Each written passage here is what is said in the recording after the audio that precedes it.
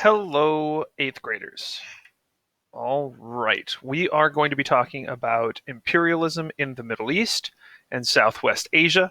I know we did a little bit about the physical features of the Middle East, but there's a lot more to it that we need to talk about, right? We covered to some extent the physical geography, and now I want to talk about some human geography too.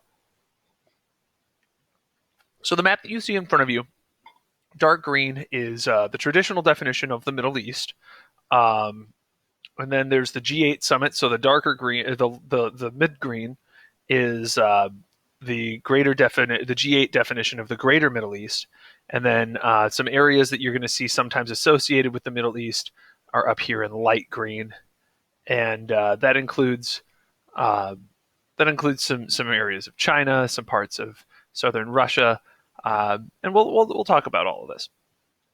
But today we're going to talk about imperialism in the Middle East. And as you're probably all aware, eighth graders, uh, the Middle East has been a place with a pretty tense and pretty violent recent history, right? And I think all of you know that there's been some wars in the Middle East lately. There's a lot of violence in Syria. There was the U.S. war in Iraq, Afghanistan, uh, all sorts of things. So we're gonna talk about that today. ISIS, of course, and we're gonna talk about probably where a lot of this comes from. So the geography, right? This is a very diverse region, and it stretches around the eastern Mediterranean coast all the way to the Indus River Valley over near India. It includes Afghanistan, Persia, which is Iran, the Turkish Empire, and the Ottoman, what was the Turkish Empire. Now, the Turkish Empire was defeated in World War One. The Ottoman Turks were defeated, and their lands were administered by the League of Nations. And the League of Nations was sort of the precursor to the United Nations. The thing is, those areas of the world had very rich oil reserves. And after World War One, the winning countries really came in here and chopped this area up like a pizza pie. So first and foremost, the English or the British interests. Now I know there's a lot going on here, so feel free to pause this if you want to. The Suez Canal in Egypt. Now remember we talked about the Suez Canal last week. It connects the Red Sea to the Mediterranean Sea, and it allows you to ship from Europe all the way over into Asia very quickly. You don't have to go around Africa. You can just go through the Suez Canal. Now, it's a very short route between the Mediterranean Sea and the Indian Ocean. Britain took over Egypt in order to have access to the Suez Canal. Now, Egypt got independence from Great Britain in 1922, 4 years after the end of World War One.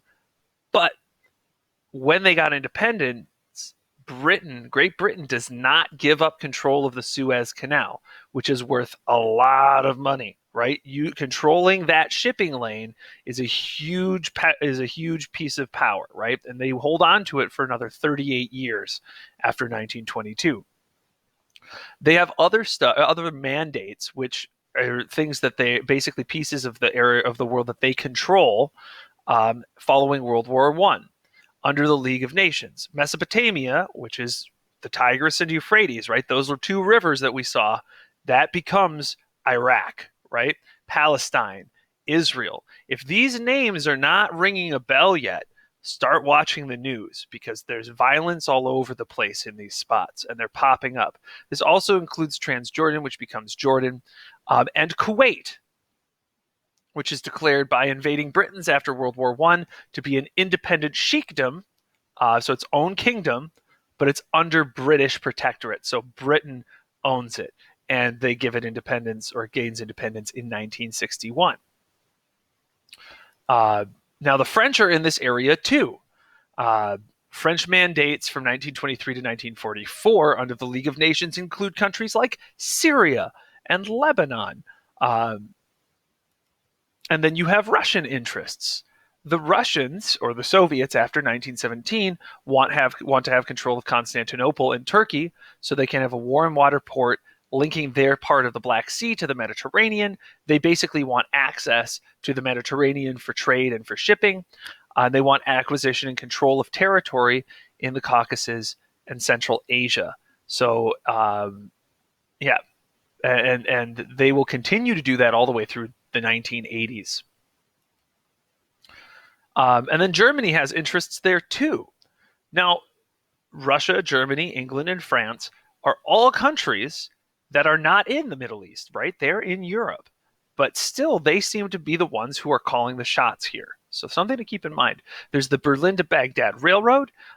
If thoroughly completed, it would have allowed transport from Germany through Iraqi oil fields to ports on the Persian Gulf. And the route was completed between Berlin and Baghdad by 1940. Now, why do you think all of these countries are so interested in the Middle East? What is it the Middle East has that Russia, France, England, and Germany, four countries who fought each other in World War I, and then again 20 years later in World War II, what do they want? What does the Middle East have that they need?